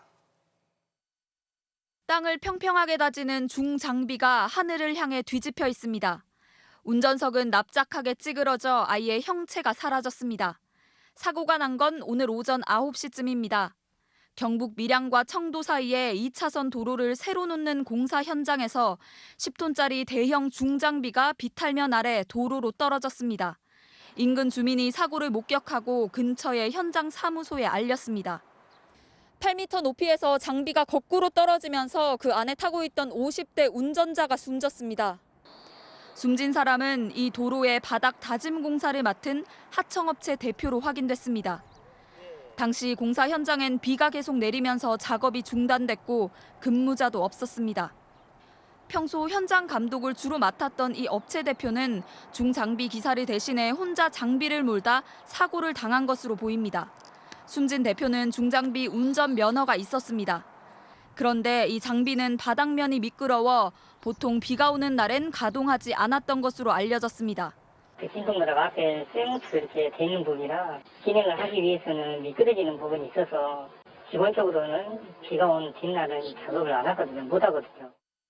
경찰은 정확한 사고 경위를 조사하고 있고 고용노동부와 산업안전관리공단도 안전 수칙을 지켰는지 확인하고 있습니다. MBC 뉴스 손은민입니다. 원룸에서 혼자 아이를 낳은 뒤 그대로 방치해 숨지게 한 20대 엄마가 경찰에 자수했습니다. 이 여성은 키울 방안이 막막해서 아이를 방치했다고 진술한 것으로 알려졌습니다. 조희원 기자가 취재했습니다. 전남 여수의 한 원룸주택. 어제 저녁 8시쯤 갓 태어난 영아의 사체가 있다는 신고가 접수됐습니다. 이 영아를 버려두고 신고한 사람은 아기의 친엄마인 22살 A씨였습니다. 원룸에서 친구와 함께 살던 A씨는 지난 27일 새벽 친구가 집을 비운 사이 혼자서 몰래 아기를 낳았습니다. A씨는 경찰 조사에서 아기가 30분 만에 숨져 부엌 싱크대 아래에 놓아두었다고 진술했습니다. 그리고 사흘 뒤 돌아온 친구가 이 사실을 알게 된 뒤 결국 A씨는 경찰에 자수했습니다. 그 친구가 성냄새가 나니까 우리 얘기한 과정에서 이제 저희가 실토해가지고 친구가 전화했는데 둘이 상의해서 경찰 신고하자. A씨는 원치 않은 임신이었고 아기를 키울 일이 막막했다고 말한 것으로 전해졌습니다. 또 임신 사실을 5개월 만에 알게 됐지만 두려운 마음에 주변 사람들에게는 알리지 않았다고 했습니다. A씨는 평소 부모와 별다른 왕래 없이 편의점에서 아르바이트를 하며 생계를 유지했던 것으로 알려졌습니다. 경찰은 정확한 사인을 밝히기 위해 숨진 아기를 부검하고 A씨에 대해서는 살인 혐의를 적용해 구속영장을 신청하기로 했습니다. MBC 뉴스 조희원입니다. 국내 돼지고기 소비량이 워낙 많다 보니까 원산지를 속여 파는 경우도 많았죠. 그동안은 원산지를 확인하는데 일주일씩 걸렸는데 이걸 5분 만에 확인할 수 있는 키트가 개발됐습니다. 실제 단속 확률도 10배나 높아졌다고 하는데요. 서창우 기자가 단속 현장 취재했습니다. 경남 김해의 한 축산업체입니다. 양념 돼지갈비의 원산지 표기는 국내산. 그런데 새로 나온 이 검정 키트로 검사했더니 바로 거짓 판정이 뜹니다. 그동안엔 시료 채취의 검사까지 길게는 일주일 남짓 걸렸는데 5분 만에 끝낸 겁니다. 이번엔 창원의 한 축산업체 창고. 단속반이 국내산과 핀란드산이 찍힌 돼지갈비 상자를 샅샅이 살펴봅니다. 수입산 포갈비가 국산으로 들어간 적이 있습니까 없습니까? 의심스러운 업체였지만 그동안 단속반은 뾰족한 증거를 찾지 못했습니다. 거래 명세서를 허위로 발급해온 탓입니다. 그런데 즉석에서 이 키트로 검사한 결과 바로 외국산이라는 판정이 내려졌습니다. 이 업체가 5달 동안 원산지를 속여 판 돼지고기는 3,400만 원어치에 달합니다. 현장에서 위반 여부를 확인할 수 있어서 증거를 인멸하거나 증거를 인멸할 시간적 여유를 주지 않아서 단속에 유리한 이점이 있습니다. 농산물 품질관리원이 개발한 이 키트는 국내산 돼지는 모두 돼지열병 접종을 했다는 점에 착안했습니다. 돼지열병 항체를 검출해내는 방식입니다. 돼지고기 살점을 떼어 키트에 넣어봤더니 2분도 안 돼 결과가 표시됩니다. 보시다시피 붉은 빛을 띤 선 한 줄이 생기면 외국산 돼지고기를 얘기하는 건데요. 이렇게 검정 키트를 활용하게 되면 단속 확률도 기존보다 10배 가까이 높아진다는 장점도 있습니다. 현재 돼지고기와 김치 등 원산지 분석이 필요한 품목은 50개. 직원 7명이 1년에 1,000건가량을 맡고 있는데 당국은 신종 키트로 신속한 현장 단속이 가능할 것으로 기대하고 있습니다. MBC 뉴스 서창우입니다. 대대적인 백신 맞기 운동이 진행 중인 미국. 성인 절반 이상이 접종을 했고 하루 확진자 수도 14개월 만에 가장 낮아졌습니다. 이런 분위기 때문인지 지난 연휴 동안 13만 명이 넘는 사람들이 자동차 경주장에 모이는 등 이미 코로나 이전으로 돌아간 분위기입니다. 서혜영 기자가 전해드리겠습니다.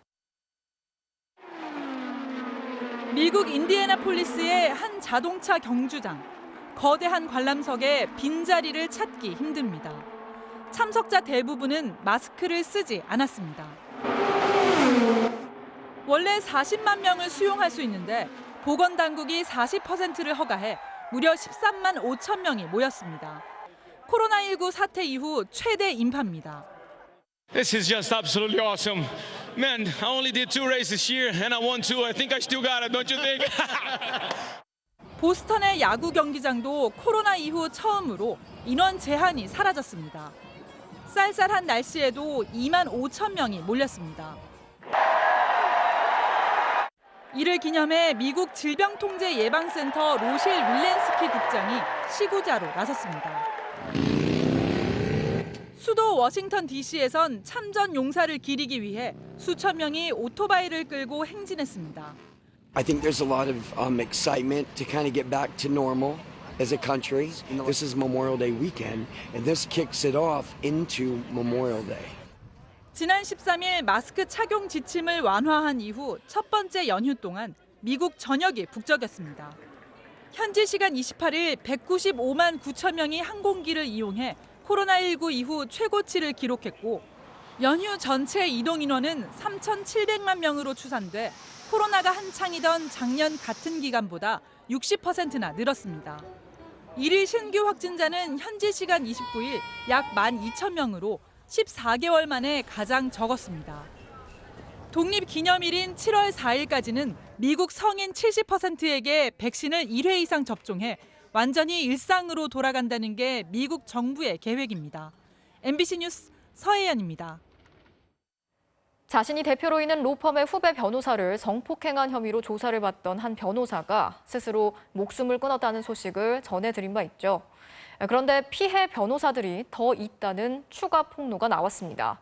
피해자 측은 진실 규명을 위해서 수사와 판단이 반드시 이루어져야 한다고 촉구했습니다. 남효정 기자가 취재했습니다.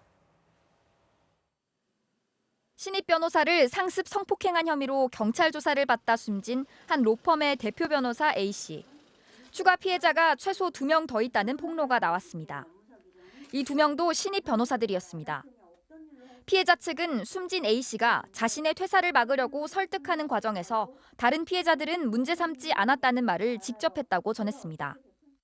가해자가 스스로 실은 뭐 이런 일도 있었어, 저런 일도 있었어. 근데 그건 미투 할 만한 그런 거 아니잖아. 뭐 이런 식의 이야기를 하면서 피해자 측은 추가 피해자들의 피해 사실 내용과 증거물도 경찰에 제출했습니다.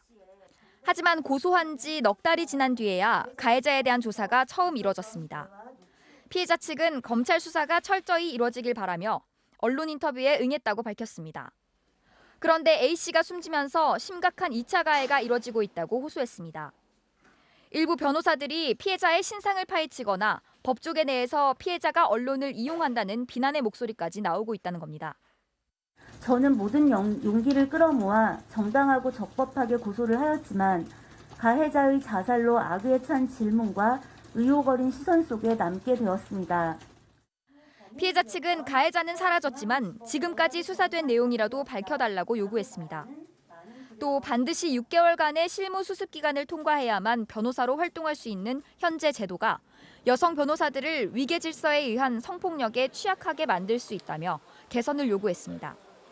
지난해 대한변호사협회가 여성 변호사 930명을 설문조사한 결과 195명이 업무에서 성차별을 당했다고 답했고 그중 10%는 선임 변호사 등으로부터 몸을 더듬고 강제로 접촉을 시도하는 등의 성추행을 당했다고 밝혔습니다. 로스쿨 이후에 여성 변호사님 숫자가 급격히 증가를 했고 연차가 낮을 수밖에 없어요. 고용 시장에서도 어떤 성희롱 성폭력에 노출되기도 하고 여성 변호사협회는 대한변협에 법조계 내 성폭력 피해자의 익명성을 보장하고 가해자의 엄정한 징계를 내릴 수 있는 적극적인 조치를 요구했습니다. MBC 뉴스 남여정입니다. 이어서 오늘 이 뉴스 전해드리겠습니다. 최근 경기도의 한 고깃집에서 바로 옆자리에 다른 손님을 앉힌 걸 두고 방역수칙을 어겼다면서 식당 주인 부부에게 폭언을 퍼붓고 환불을 요구한 모녀가 공분을 일으켰는데요. 이 사건 전모가 밝혀지면서 피해 식당에 수많은 응원이 쏟아지고 있습니다. 그냥 방역수칙 어겼다고 찌르면 너네 300만 원이야 몰라? 한 여성이 전화로 입에 담기조차 힘든 폭언을 퍼붓습니다. 도대체 누구에게 이런 험한 욕을 하는 걸까요? 사건은 지난 26일 경기도의 한 고깃집에서 발생했습니다. 식사를 마친 한 모녀가 자신들의 옆자리에 다른 손님을 앉힌 것을 두고 방역수칙을 지키지 않았다면서 항의를 해온 겁니다. 기분 나쁘셨구나. 저 죄송합니다. 이렇게 말씀을 드렸고요. 그 따님 분이 이제 그만 말이라고 데리고 나가신 거예요. 소동은 점점 악몽으로 변했습니다. 이 모녀가 방역수칙을 어겼으니 고깃값을 돌려달라면서 협박 전화와 문자를 하기 시작한 겁니다. 아까 마스크도 안 쓰셨어요. 계산할 때 양주시 보건소에다가 말씀하신 대로 신고를 할 거니까요. 그래 월딱시간도 안 되게 고깃값 도로 물려주세요. 고깃값 당장 물려라! 하지만 CCTV 확인 결과 정작 마스크를 안 쓴 건 모녀 중 어머니. 또 방역수칙상 테이블 간격을 떨어뜨리고 칸막이를 설치하면 바로 옆자리에도 손님을 받을 수 있습니다. 하지만 주인 부부에 대한 욕설과 모욕은 멈출 줄 몰랐습니다. 허리를 그게 말이야. 네 서방 바꿔. 너 가구야? 새벽마다 예약 문자를 보내고 허위 비방글까지 올렸습니다. 너무 황당하고 억울하고 진짜 많이 울었거든요. 속상해서. 참다 못한 식당 부부가 통화 녹취 파일을 인터넷에 올리자 누리꾼들의 공분이 이어졌습니다. 이른바 돈줄을 내주자는 분위기도 확산돼 해당 식당엔 손님이 몰리고 위로의 전화가 쏟아졌습니다. 화환부터 도넛까지 선물도 쌓였습니다. 부부는 모녀를 업무 방해와 정보통신망법 위반 혐의로 경찰에 고발한 상태. 절대 선처나 합의는 하지 않겠다는 입장입니다. 이 분들은 또 어디 가서 다른 분들에게 또 이렇게 피해를 줄 거예요. 이런 일들은 또 일어날 거고 지금도 뭐 미안하다는 문자 한 통조차 없거든요. 오늘 이 뉴스였습니다. 요즘 15초짜리 동영상을 공유하는 틱톡이라는 소셜미디어가 전 세계 10대들 사이에서 인기가 많은데요. 이 틱톡에 올라온 영상들을 따라하다가 미국의 한 10대 소녀가 큰 화상을 입었습니다. 이렇게 위험한 영상을 찍다가 다치거나 목숨을 잃는 경우가 잇따르고 있지만 규제가 딱히 없어서 우려가 나오고 있습니다. 임소정 기자가 전해드리겠습니다. 한 젊은 남자가 머리에 뿌리던 헤어스프레이를 거울에 마구 뿌립니다. Spray it all over your mirror. 화장실 불을 끈 다음 거울에 불 붙인 성냥을 갖다 대자 Light that fire, baby. Turn the lights off. Light it up. Boom. 스프레이를 뿌린 모양대로 파란 불꽃이 피어오릅니다. 70만 명이 넘게 본 이 영상에 멋있다는 댓글이 쇄도하자 이 남성은 동그라미, 네모, 하트까지 연달아 찍었습니다. 미국 포틀랜드에 사는 13살 소녀 데스티니 크레인. 최근 자신의 집 화장실에서 이 영상을 그대로 따라했다가 화염에 휩싸였습니다. A capped bottle of alcohol sitting on the counter. The whole side of it was black and the whole side of it had busted open. And there was a lighter and a broken candle. 팔과 어깨, 목에 3도 화상을 입고 2주 넘게 중환자실에 입원 중인데 피부 이식 수술을 3차례나 받을 정도로 상태가 심각해 가족들이 모금에 나섰습니다. 15초짜리 동영상을 직접 찍어 공유하는 소셜미디어 틱톡으로 인한 비극인데 사고는 이뿐만이 아닙니다. 이달 초 인도네시아에선 틱톡에 올라온 춤 영상을 따라하며 운전을 하던 10대들이 저수지에 빠졌고 지난 1월 파키스탄에선 틱톡에 올리겠다며 철로에서 영상을 찍던 10대가 열차에 치여 목숨을 잃었습니다. 미국과 이탈리아의 10대들은 올 초 의식을 잃을 때까지 숨을 참는 기절 게임을 틱톡으로 찍다 뇌사에 빠지거나 목숨을 잃기도 했습니다. 틱톡 측은 위험한 재현 콘텐츠는 허용하지 않는다고 밝혔지만 실제로 위험한 영상을 내리지는 않고 있습니다. MBC 뉴스 임소정입니다.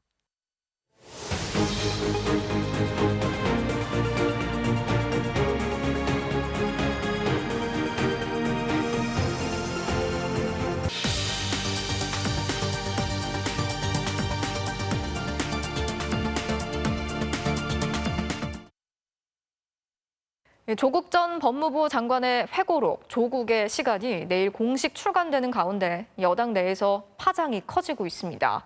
재보선 패배 후 당 쇄신의 방향을 두고 다시 한번 논란이 불거졌고 대선 주자들의 입장도 엇갈리고 있습니다. 김재경 기자가 전해드리겠습니다. 내일 공식 출간되는 조국 전 법무장관의 회고록, 조국의 시간. 실연의 가시밭길부터 검찰 쿠데타의 소용돌이까지 8개 장에 걸쳐 검찰 수사에 대한 소회를 담았습니다. 당시 검찰은 수사가 아니라 사냥을 했고 조국 낙마를 넘어 정권을 겨냥했다며 윤석열 검찰을 강도 높게 비판하는 한편 자신과 가족의 의혹에 대한 해명과 함께 재판에서 검찰과 철저히 다투겠다라고 밝혔습니다. 초판이 예약 시작 10분 만에 완판되는 등 사전 예약 판매 나흘간 5만 부 이상 팔렸습니다. 여권 대선 주자들의 반응은 엇갈렸습니다. 정세균 전 총리는 가슴이 아리다.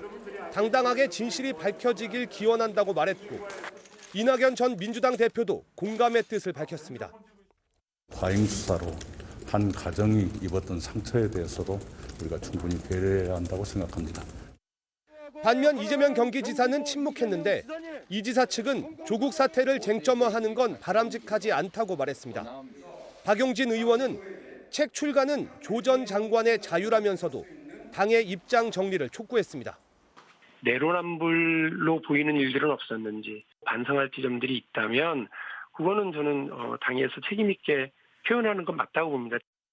당내에서도 검찰과 언론이 도륙한 조국의 이야기를 이제는 들어봐야 한다. 재보선 패배를 쇄신할 때 또다시 조국 수렁에 빠질 순 없다는 입장이 맞섰습니다. 민주당 지도부는 조만간 입장을 정리하겠다며 오늘은 말을 아꼈습니다.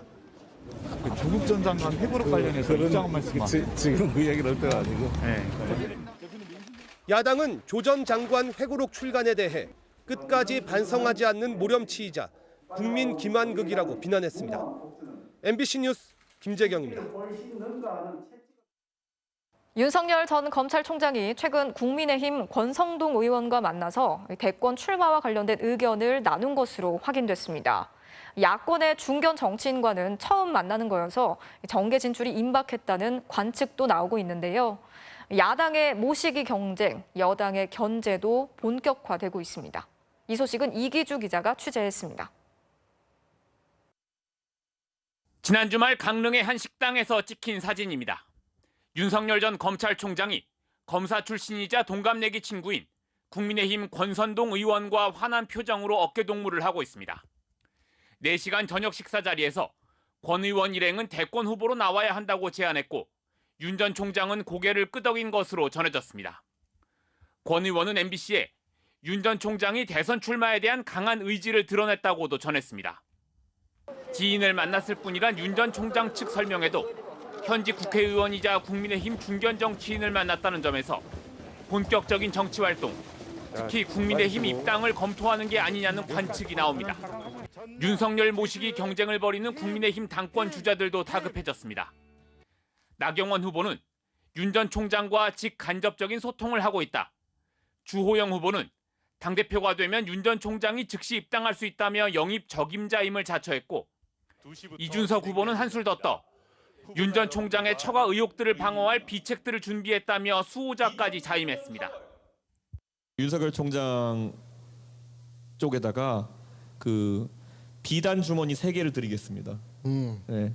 급할 때마다 하나씩 열어보면 됩니다. 네. 충분히 그거는 받아치고 역효과까지 상대편한테 넘길 수 있는 그 정도 해법은 있습니다. 민주당도 윤 전 총장에 대한 의혹 검증을 공개적으로 예고하며 견제를 본격화했습니다. 윤석열의 수많은 윤우진부터 사건에 대한 파일들을 다 지금 차곡차곡 준비를 하고 있다는 말씀드리고 대한민국의 대통령이 적당히 되는 게 아닙니다. 윤석열 전 총장의 대권 도전을 앞두고 여야는 벌써부터 검증 공세와 철통 방어를 외치며 뜨거운 공방을 예고하고 있습니다. MBC 뉴스 이기주입니다. 내일부터 다주택자의 양도세가 크게 오릅니다. 집이 여러 채 있는 사람들은 앞으로 집을 팔 때 양도소득세를 지금보다 더 많이 내야 하는데요. 그래서 양도세가 오르기 전에 다주택자들이 집을 많이 처분할 거다. 이게 정부의 기대였는데 여분의 집을 파는 대신 자녀들에게 물려준 것으로 드러났습니다. 차주혁 기자가 취재했습니다. 서울 염창동의 한 아파트. 한 달 전 5억 4천만 원에 거래됐습니다. 시세는 10억 원이 넘는데 반값에 신고한 겁니다. 서울시는 매매를 가정한 증여를 의심하고 조사에 들어갔습니다. 양도세 때문에 그런 거예요. 좋게 말하면 절세, 나쁘게 말하면 탈세. 다주택자가 집을 팔 때 내는 양도세율이 내일부터 10%포인트씩 오릅니다. 규제지역 최고 세율은 2주택자 65%, 3주택 이상 75%가 됩니다. 정부는 양도세를 올리면 그 전에 다주택자들이 미리 집을 팔 걸로 기대했습니다. 실제로는 어땠을까? 서울의 아파트 거래는 작년 12월 이후 계속 감소해 지난달 바닥을 찍었습니다. 반면 증여가 크게 늘어 2달 연속 3천 건을 넘었습니다. 다주택자들은 여분의 집을 파는 대신 자식이나 배우자에게 물려준 겁니다. 다주택자가 10억 원에 산 서울 아파트를 17억 원에 팔면 세금이 얼마나 나올까? 오르기 전인 오늘까지는 양도세 3억 3천만 원, 내일부터는 4억 원입니다. 그런데 팔지 않고 배우자에게 증여하면 증여세 2억 7천만 원으로 오히려 양도세보다 적습니다. 자녀에게 증여하면 증여세 4억 8천만 원이지만 집부자들은 언젠가 자식에게 물려줄 거 미리 물려준 걸로 보입니다.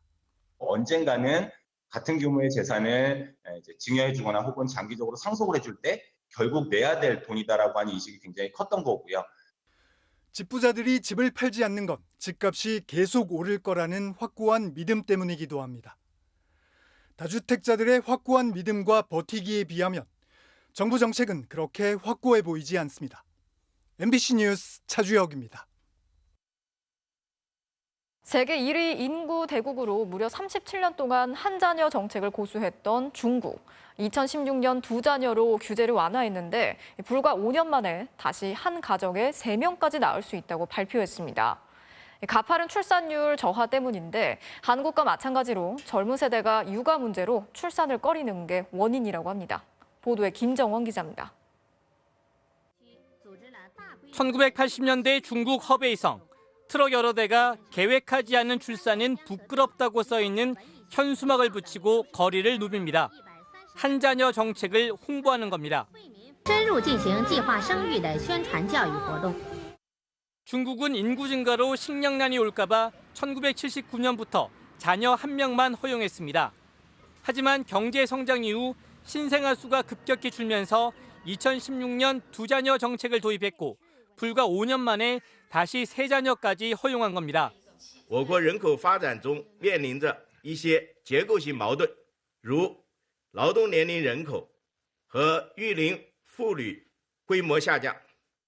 작년 중국 인구는 14억 1천만여 명으로 아직 14억 명대를 유지했지만 지난 10년간 인구 증가율은 0.53%, 1960년대 이후 가장 낮았습니다.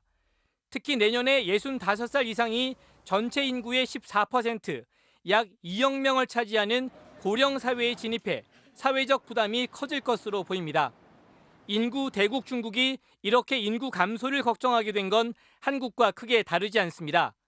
일하는 여성이 많지만 보육 문제가 심각한 건데 지난 3월 한 설문조사에 따르면 가사를 도울 사람이 없다, 재정적인 어려움, 안전한 보육시설 부족, 주택 문제 등이 둘째를 낳지 않는 이유였습니다. 전문가들은 중국 인구가 조만간 정점을 찍고 줄어들 거라고 예상하면서 2, 3년 안에는 인도의 인구 1위 자리를 내줄 수도 있다고 전망하고 있습니다. MBC 뉴스 김정원입니다. 경찰이 토지주택공사 LH 비리 의혹과 관련해 28곳을 동시에 압수수색했습니다. LH 전현직 직원 등 12명이 개발 예정지에서 주택 40여 채를 미리 구입한 사실도 드러났습니다. 보도에 임상재 기자입니다. 경기도 성남의 LH 경기지역본부. 수사관들이 압수품이 든 파란색 상자를 들고 건물 밖으로 나옵니다. 경찰은 오늘 LH 전현직 직원들의 근무지와 집 등 모두 28곳에서 대대적인 압수수색을 벌였습니다. 오늘 어떤 자료 갖고 가셨습니까? 압수수색하신 부서는 어딘가요? 투기 의혹을 받는 수사 대상은 LH 현직 직원 9명과 전직 직원 1명, 부동산업자 2명입니다. 이들은 성남 수진지구와 신흥지구 일대에서 빌라와 주택 40여 채를 사들였습니다. 지난 2016년부터 지난해까지 본인과 가족 명의로 집중 매수했고 매입 금액만 80억 원에 달합니다. 그리고 지난해 12월 성남시는 이 일대에 9,200가구를 공급하는 재개발 계획을 발표했습니다. 집값은 급등했고 이들이 산 주택은 최대 4배 가까운 시세 차익을 본 것으로 추정됩니다. 7억 8천까지 팔렸대요. 2억 얼마까지 갔다가 3억 넘어까지 갔다가 재개발 소식이 나오면서 도로 올랐어요. 할 사람들이 이제 안 내놓고. 경찰은 이들이 미공개 내부 정보를 가지고 투기에 나선 것으로 보고 있습니다. 재개발된다는 사업도 뭐 몰랐으니까 우리 주민들도 40채장을 샀다면 서민들 농락하는 투기성이지 이거는. 경찰은 압수수색을 통해 확보한 증거품을 분석한 뒤에 이들을 모두 불러 내부 정보를 이용하고 서로 공모했는지 등을 조사할 계획입니다. 위법 사항이 확인되면 구속 등의 신병 처리를 결정하고 매입 주택을 환수할 방침입니다. 경찰은 또 부동산 투기 의혹을 받고 있는 국회의원이 12명에서 16명으로 늘어났다고 밝혔습니다. 이들 외에도 고위직 공무원 8명, 국가공무원 86명, LH 직원 77명 등 모두 2,796명이 현재 경찰 조사를 받고 있습니다. MBC 뉴스 임상재입니다. 한미 정상이 미사일 지침을 해제하는 결정을 내린 지 9일 만에 북한이 입장을 내놓았습니다. 한마디로 말과 행동이 다른 권모술수라면서 비난을 했는데요. 문재인 대통령을 향해선 역겹다는 표현까지 사용했습니다. 손영 기자입니다. 북한은 관영 매체인 조선중앙통신 논평을 통해 설레발을 친 남조선 당국자의 행동에 대해 한마디 하지 않을 수 없다며 이를 저질러 놓고 죄의식에 쌓여 반응을 엿보는 비루한 꼴이 역겹다고 비난했습니다. 실명을 거론하진 않았지만 한미 정상회담 직후 미사일 지침 해제를 발표한 문재인 대통령을 겨냥한 겁니다. 북한은 미사일 지침 해제를 고의적인 적대 행위로 규정하고 실용적 접근법, 최대 유연성이란 미국의 대북 기조는 권모술수에 불과하다고 비난했습니다. 회담 이후 9일 만에 나온 북한의 첫 반응이지만 공식 입장으로 보긴 어렵습니다. 김여정 제1부부장이나 외무성이 아닌 국제문제평론가가 개인의 논평 형식으로 냈기 때문입니다. 내용도 회담 전체가 아닌 미사일 지침 해제에만 국한돼 있습니다. 대화 가능성을 염두에 두고 비교적 수위를 조절한 것으로 풀이됩니다. 남북 대화보다는 미국 그 바이든 행정부와의 대화가 우선적이라는 대화와 협상장에 나갈 수 있는 미국 측의 태도 변화를 압박하는. 우리 정부는 북한의 공식 반응이 아니란 점에서 대응을 자제하면서도 문 대통령에 대한 막말에 대해선 유감을 밝혔습니다. 국가 원수에 대한 그 예의 없는 언행에 대해서 유감스럽게 생각합니다. 매우 부적절한 언행이라고 생각합니다. 오는 8월로 예상되는 한미 연합훈련을 전후로 북한이 미사일 해제를 빌미 삼아 도발할 수 있다는 관측도 나오고 있습니다. MBC 뉴스 손령입니다.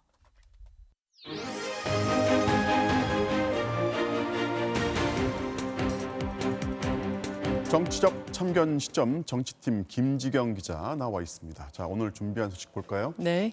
이준석 돌풍이 무서운 이유, 정치혁명인가 가짜 정년 이렇게 되어 있는데요.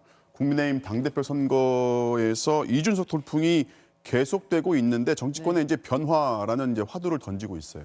네, 오늘도 이준석 효과를 확인할 수 있었는데요. 여당에서는 이준석발 헌법 개정 문제까지 거론이 됐습니다. 어떤 얘기인지 먼저 들어보시죠. 네.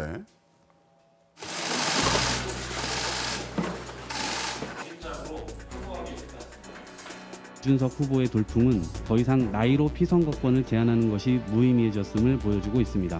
대통령 출마 자격을 만 40세로 규정한 현행 헌법은 한마디로 장유유서 헌법입니다. 개정해야 합니다. 네, 만 40세가 넘어야 대통령에 출마할 수 있는 지금 헌법을 고쳐야 한다 이런 얘기인데요. 이준석 바람이 이런 문제까지 상기시킨 겁니다.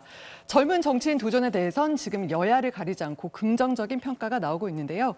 여권 대선 주자인 이재명 지사까지 정치권 변화를 위해서는 이준석 후보의 선전을 기대한다 이렇게 밝혔습니다.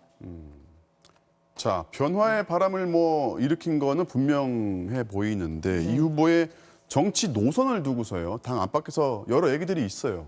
네, 우선 당 안에서는 이준석 후보가 진짜 계파 정치와 무관하냐 이런 공격을 받습니다. 지금 나경원 후보가 집요하게 물고 늘어지는 부분인데요. 이 후보는 유승민 전 의원을 밀고 있다면서 바로 이 발언을 문제 삼고 있습니다. 네. 21대 국회에 바라는 점은? 21대 국회에서 내가 있는 당이 압승해가지고 나중에 유승민 대통령 만들고 하태경 의원이랑 같이 좀 세상을 멋지게 바꿔보고 싶습니다. 네, 여기에 대해서 이준석 후보는 새누리당에서는 박근혜 대통령 만들기를 했다 이렇게 일축을 했습니다. 자, 민주당 쪽에서도 이제 이준석 후보의 정치가 정말로 젊고 신선하냐, 자, 이런 비판이 나왔어요. 네, 그렇습니다. 이 후보가 윤석열 전 검찰총장에 대해서 한 말이 문제가 됐는데요. 먼저 들어보시죠. 네. 윤석열 총장 부인이나 장모에 대한 공격이 들어오면은 제가 윤석열 총장 쪽에다가 비단 주머니 3개를 드리겠습니다. 충분히 그거는 받아치고 역효과까지 상대편한테 넘길 수 있는 그 정도 해법은 있습니다. 네, 그러니까 비단 주머니 3개는 삼국지에 나온 제갈량의 책략인데요. 사기 혐의로 재판을 받는 윤 전 총장의 장모 또는 아내 문제가 불거지면 받아칠 책략이 있다 이런 얘기입니다. 그러니까 민주당 정세균 전 총리는 전형적인 구태 정치라면서 비리, 범죄 의혹이 있다면 척결하자고 말하는 게 젊은 정치다 이렇게 꼬집기도 했습니다. 자, 이준석 후보의 이제 대표적인 공약이 지금 그 공정한 경쟁을 방해하는 이러저러한 이제 할당제 이걸 폐지하자는 거잖아요. 네. 이걸 두고서도 논란이 좀 있어요. 네, 이준석 후보는 공정 경쟁을 통해서 능력이 뛰어난 사람을 뽑는 게 정의다 그러면서 여성과 청년 할당제 같은 각종 할당제를 폐지하자 이렇게 주장하고 있습니다. 직접 들어보시죠. 네. 제가 제시한 것은 남녀노소 누구나 공정하게 경쟁할 수 있는 경쟁 선발제를 하겠다는 것이거든요. 남성이든 여성이든 나이 드신 분이든 젊은 사람이든지 간에 토론 배틀 같은 것으로 자기 능력을 뽐내면 누구나 이제 정치를 할 수 있게 하겠다는 건데 저는 오히려 능력주의가 낫다 봅니다. 네, 이런 주장에 대해서 공정 경쟁이 구조적으로 불가능한 사회적 약자에 대한 배려가 없다 이런 지적이 적지 않습니다. 이어서 들어보시죠. 네. 평택항에서 숨진 청년 노동자 이선호 씨의 빈소에는 다녀오셨는지 궁금합니다. 배변한다는 이 남자에는 산재로 다치고 죽는 가난한 청년 노동자들이 있는지요. 네, 특히 여성 할당제 폐지를 두고서는 이준석 후보가 20대 남성과 여성을 갈라치고 젠더 갈등을 부추겨서 정치적 이득을 보고 있다는 비판이 만만치 않습니다. 네. 진중권 전 교수는 여성 할당제 폐지 말고 이 후보가 양극화나 비정규직 등에 대해서 어떤 생각을 갖고 있나 들은 기억이 없다면서 이 후보가 당대표가 되면 국민의힘이 망할 거다 이렇게 날을 세우기도 했습니다. 자, 아무튼 이제 본선에서는 이제 당원의 반영 비율이 지금 늘어난단 말이죠. 네. 이게 큰 변수가 될까요? 네, 예비 경선에서 50%였던 당원 비중이 본선에선 70%로 늘어나는데요. 네. 그래도 이준석 돌풍을 잠재우기가 쉽지 않을 거라는 전망이 많습니다. 당원들이 보기에는 이 후보가 정권 교체 가능성을 높이고 있기 때문인데요. 중진 후보들이 어떻게 반격할지 거기에 대해서는 잠시 뒤 방송되는 100분 토론부터 지켜봐야겠습니다. 네, 오늘은 여기까지 듣겠습니다. 지금까지 정치팀의 김지경 기자였습니다.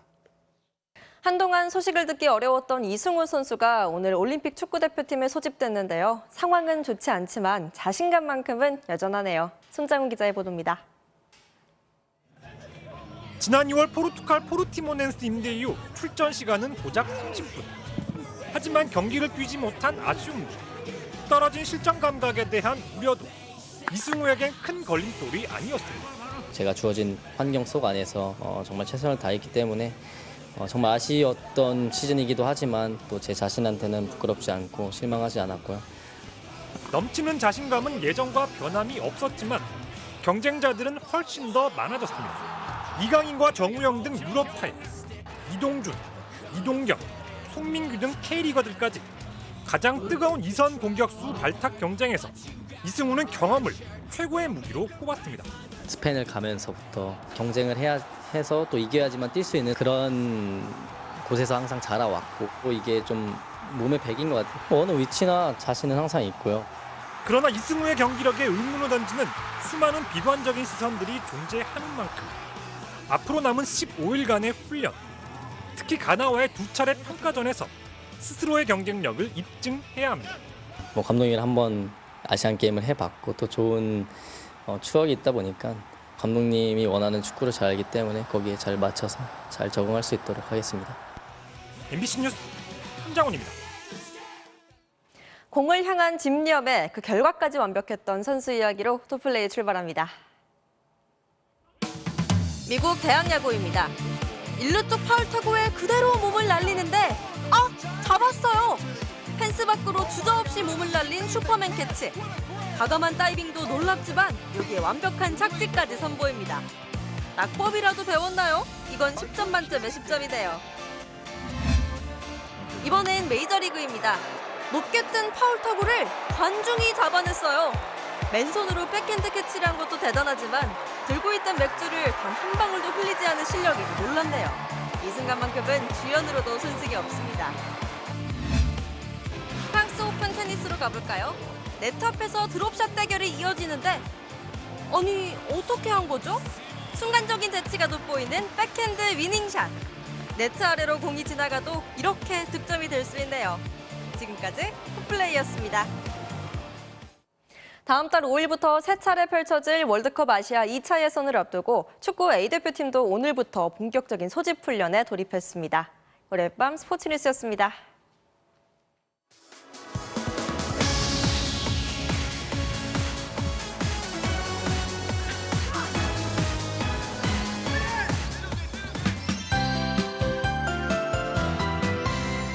아직 장마철도 아닌데 부쩍 비 소식이 잦습니다.